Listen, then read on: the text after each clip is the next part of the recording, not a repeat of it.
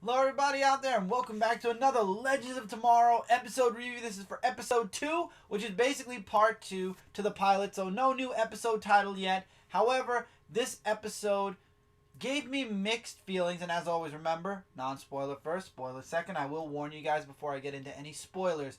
This episode, though, gave me mixed feelings. The very beginning of the episode, I felt like we were getting into a Back to the Future 2 paradox where something's left behind, no spoilers yet, and it causes the present day to change dramatically because of what was left behind. Lots of paradoxes happen in this episode where they interfere with the timeline, and because of that, something bad happens.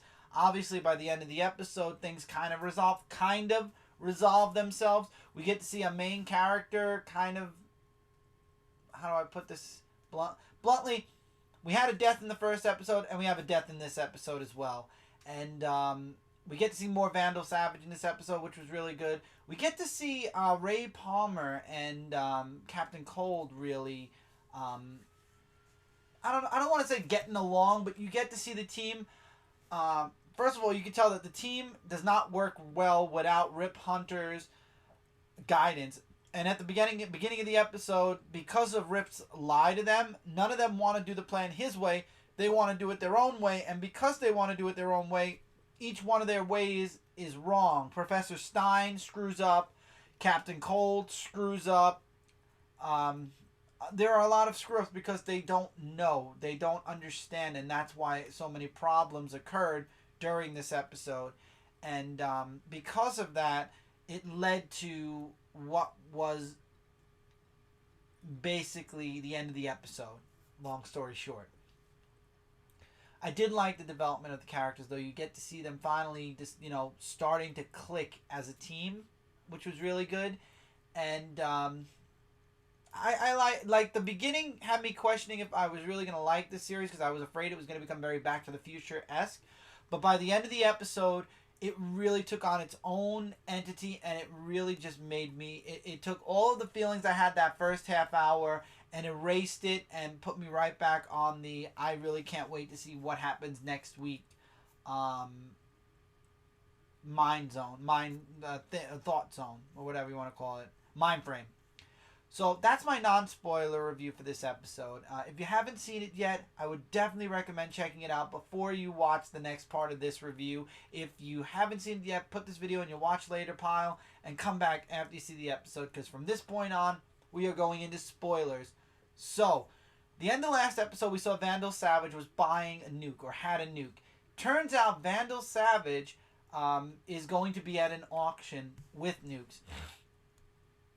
And because, like I said before, the team doesn't trust Rip anymore, they make their own plan. And they leave Rip out. They basically say, we've got this, don't worry, we'll handle it on our own. Unfortunately, they get screwed. They make it to the auction, and it turns out Vandal Savage isn't one of the auctioneers. He is the person selling the nukes. He's not the buyer, he's the seller. And he notices something very peculiar about the team that's there, and he feels that Hawkman and Hawkgirl are there, which it's impossible because if you remember in the last episode it was mentioned that he had killed them already.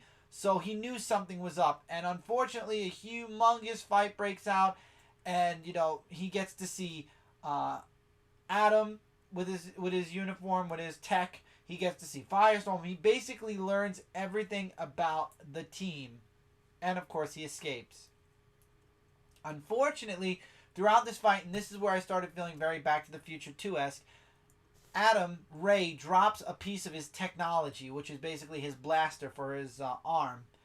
And because he did that, when they go back to Rip's ship, because they failed, and Vandal got away, Rip congratulates them on the gigantic screw-up, because now, in 2016, the world is destroyed. Why? Because Adam dropped his tech, Vandal Savage reverse engineered it, created it, and basically destroyed the world that much faster. So then the second half of the episode was about getting Adam's tech back before Vandal Savage is able to reverse engineer it. And you can't go any further back in time. You go forward in time, it's not going to help. So they literally had to stay in the present and deal with the issue at hand. Also, we find out that the dagger that is connected to Hawkman and Hawkgirl's past was found, or somebody bought it. We don't know who it is, but later on we find out it's Vandal Savage. So Captain Cold, Ray, Atom, and Heatwave go to steal the dagger, while the others, Professor Stein, Jax, and oh god, I keep forgetting her first name, so I'm just gonna call her White Canary, go to meet Professor Stein's younger self so that they could track, because his younger self created a I forgot, alpha wave detector, and he was basically going to use his old machine to find the where Vandal Savage hid Adam's tech that he found. And things go bad with Captain Cold. Ray just wants to go in, get the dagger, and leave, while Captain Cold and Heatwave want to steal more. They want to take more from this person. They don't want just the dagger. They think of this as just another job, and they conflict. Captain Cold and Ray get trapped, and problem ensues. While Professor Stein, on the other hand, and the others, they get the machine, but they knock out Professor Stein, and we find out that that was the day he met his wife. So he had to make sure that he woke himself up and was able to go to this meeting that he originally planned for. Unfortunately, after they get Adam's tech back. That's a long story short. They get back to the ship, and it turns out young Professor Stein, basically his younger version, follows them to the ship. And Professor Stein's ring disappears because it turns out he never went to the meeting now because he's too busy being on the ship that breaks time and space.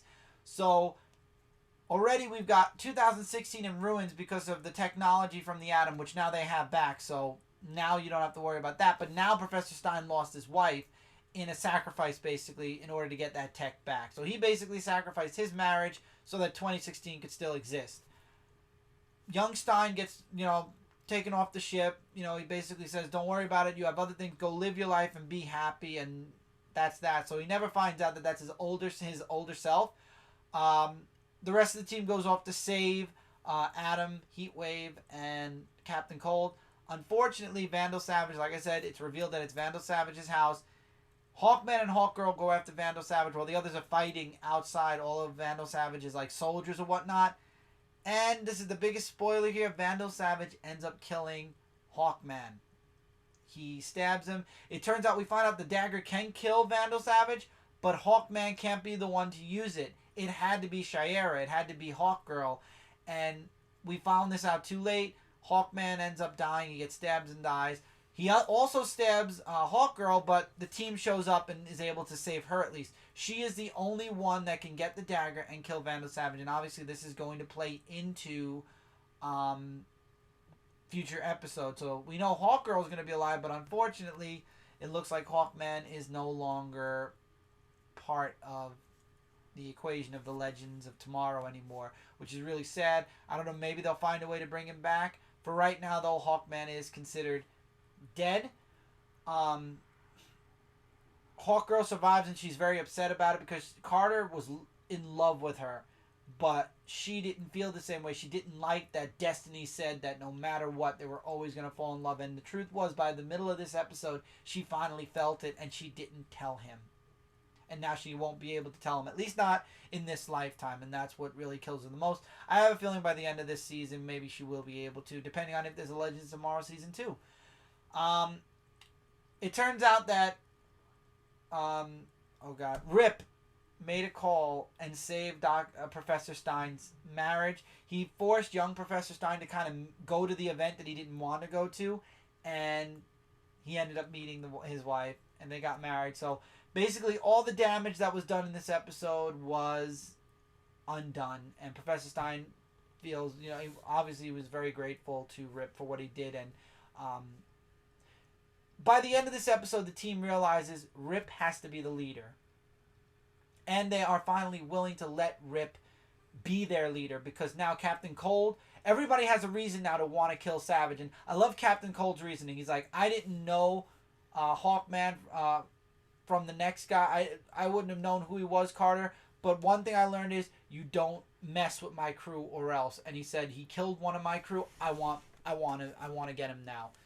He's public enemy number one. And that's how the episode ends. The episode ends with them saying, we will follow you and we will follow your lead. We'll do what you want, what you need to be done.